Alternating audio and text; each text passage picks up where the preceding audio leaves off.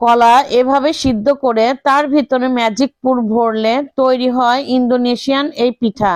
বিদেশে এই পিঠা অন্য সব পিঠাকে হার মানিয়ে দিবে। একদম কম খরচে অনেকগুলা তৈরি হয়, খেতে দুর্দান্ত। তাই এই শীতে অবশ্যই একবার ভিন্ন এই পিঠা ট্রাই করবেন। আসসালামু আলাইকুম, আপনারা দেখছেন আইরিন হোম কিচেন। আজকে আমার রেসিপি কলা দিয়ে জাদুর পিঠা। প্রথম আমি নিয়ে নিচ্ছি একটি হাঁড়ি, আর হাঁড়ির মধ্যে নিয়ে নিয়েছি কিছুটা পানি।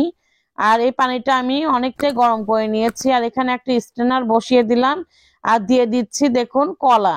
এখানে আমি 4টা কলা নিয়ে নিয়েছি। আপনারা চাইলে 3টা বা 4টা যে যেমন নিতে পারেন, কোনো সমস্যা নেই। এই কলাটা আমি এখন স্ট্রেনার করে নিব কিছুক্ষণ ধরে। আর এই ঢাকনার ফুটোটা আমি বন্ধ করে দিলাম, তাহলে খুব তাড়াতাড়ি এটা হয়ে যাবে।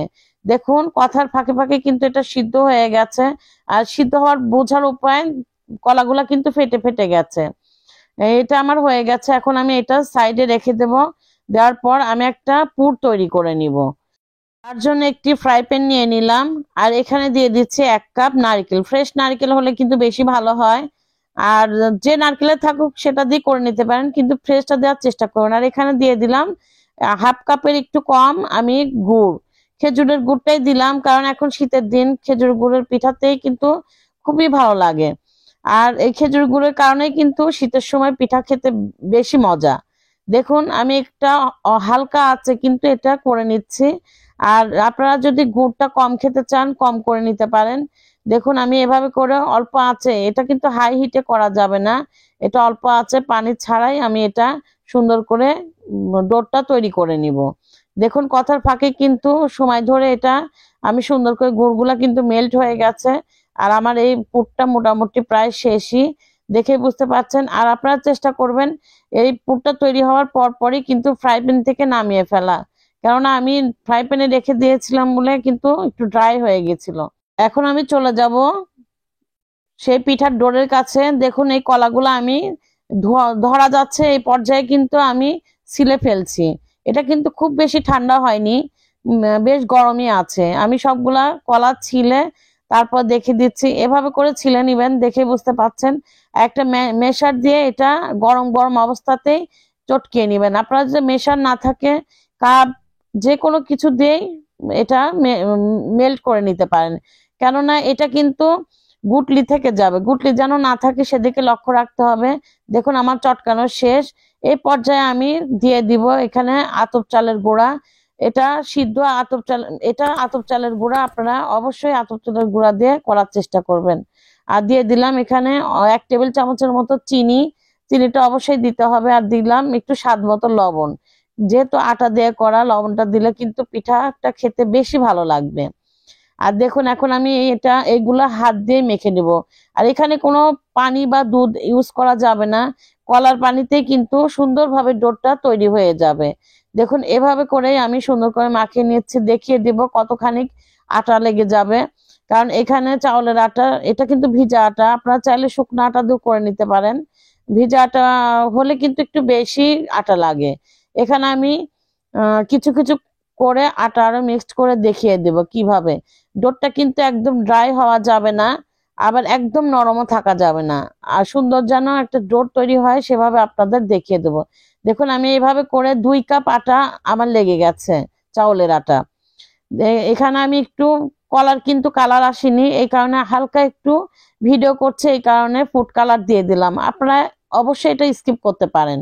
দেখুন দেখার সৌন্দর্যের কারণে কিন্তু আমি এই রংটা দিয়ে দিলাম। এখানে কিন্তু রঙের কারণে কোনো স্বাদ হেরফের হবে না, আপনারা চাইলে স্কিপ করতে পারেন।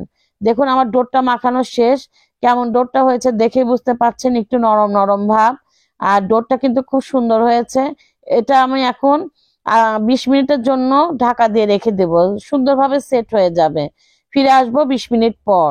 দেখুন আমার 20 মিনিট হয়ে গেছে, আমার কিন্তু সুন্দরভাবে সেট হয়ে গেছে। এখন আমি অল্প অল্প করে ডো নিয়ে এভাবে করে হাতের তালুতে প্রথমে গোল করে নিব। আর পরিমাণটা দেখে বুঝতে পারছেন কেমন, একটু ছোট ছোট টাইপের নিব। এটা কিন্তু ফুলে আর একটু বড় হয়ে যাবে। আর নিয়ে নিলাম এখানে একটু নারকেলের পুর। দেখুন কত সামান্য একটু পুর দিয়েই কিন্তু সুন্দরভাবে পিঠাটা তৈরি হয়ে যাবে। এই কারণে অল্প পুরে অনেক পিঠা হয়ে যায়।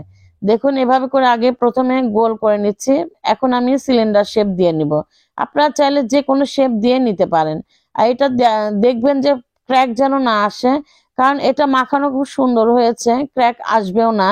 আর দেখেই বুঝতে পাচ্ছেন কথার ফাঁকে কিন্তু অলরেডি আমার একটা পিঠা হয়ে গেছে। আমি আপনাদের সুবিধার্থে আমি আর একটা পিঠা করে দেখাচ্ছি। দেখুন ইজিলি কিন্তু এটা হয়ে যায়, এটা ফেটেও যায় না। দেখুন কত সুন্দরভাবে অল্প একটু পুর দিয়ে আমি আবারও এটা করে নিলাম। এটা এভাবে সবগুলা করে আমি ফিরে আসব, তারপরে দেখিয়ে দিচ্ছি। সবাই কিন্তু এই পিঠাটা খুব ইজিলি তৈরি করতে পারবেন। দেখুন আমার কিন্তু সবগুলো হয়ে গেছে। এখন আমি আরেকটা উপকরণ তৈরি করে নেব, তাহলে পিঠাটা করতে সুবিধা হবে।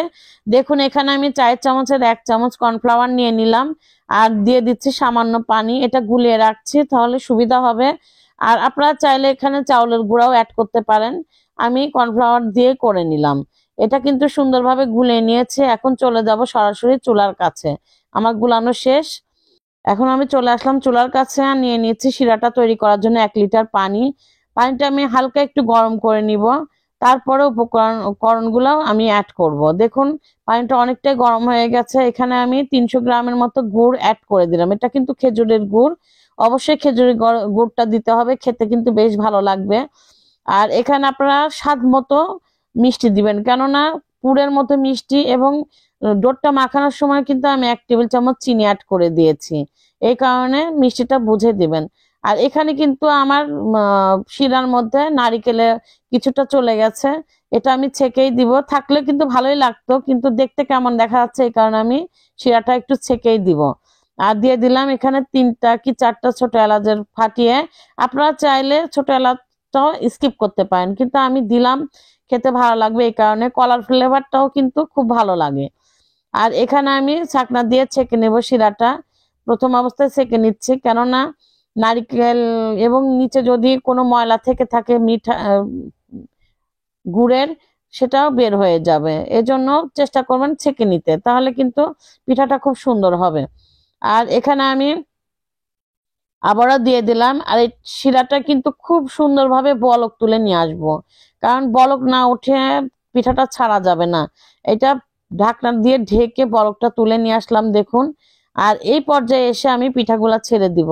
আর পিঠাগুলো ছাড়ার পর 5 মিনিট কিন্তু কোনো নাড়াচাড়া যাবে না, এইভাবে করে ছেড়ে দিবেন। আস্তে আস্তে কিন্তু উপরে এমনিতেই ভেসে উঠবে। দেখুন এভাবে করে আমি সবগুলা ছেড়ে দিলাম। আর এই পর্যায়ে এসে কোনো ঢাকনা দিয়ে ঢেকতে হবে না, আস্তে আস্তে। আর এটা কিন্তু মিডিয়াম আঁচে রাখতে হবে, একদম লো না একদম হাইও না, এটা মিডিয়াম আছে। দেখুন আমি 15 মিনিট ধরে এটা জাল করে নিলাম। 15 মিনিটেই কিন্তু সুন্দরভাবে এটা উপরে উঠে ভেসে উঠেছে এবং কুক হয়ে গেছে। এই পর্যায়ে আমি সেই কর্নফ্লাওয়ারটা গুলে রেখেছিলাম, এই কর্নফ্লাওয়ার গুলানোটা আমি শিরার মধ্যে দিয়ে দেব, তাহলে শিরাটা কিন্তু একটু গাঢ় ভাব হবে, খেতে কিন্তু খুবই ভালো লাগবে। আর আপনারা চাইলে চাউলের গুঁড়াটাও দিতে পারেন, কোনো সমস্যা নেই। দেখুন এটা নাড়াচাড়া করে আরেকটু আমি রসটা কমিয়ে নিব। আর কর্নফ্লাওয়ার দেওয়ার কারণে কিন্তু রসটা এমনিতে গাঢ় হয়ে যাবে, আর এটা ঠান্ডা হলে আরো গাঢ় হয়ে যাবে। এখন আমি চুলাটা বন্ধ করে দিলাম। দেখুন গরম গরম সার্ভ করছি। আপনারা যদি গরম খেতে চান তাওতেও হবে, ঠান্ডা খেলে তো আরো কথাই নেই। দেখুন আমি শিরা দিয়ে আবার ডুবো ডুবো করে নিচ্ছি, খেতে কিন্তু খুব ভালো লাগবে। আপনাদের যদি এই পর্যন্ত কোনো কিছু ভালো লেগে থাকে তো অবশ্যই একটি লাইক সাবস্ক্রাইব করে আমার পাশে থাকবেন, কমেন্ট করে জানাবেন আমার রেসিপিটা কেমন লেগেছে। আজকে এ পর্যন্তই, আল্লাহ হাফেজ।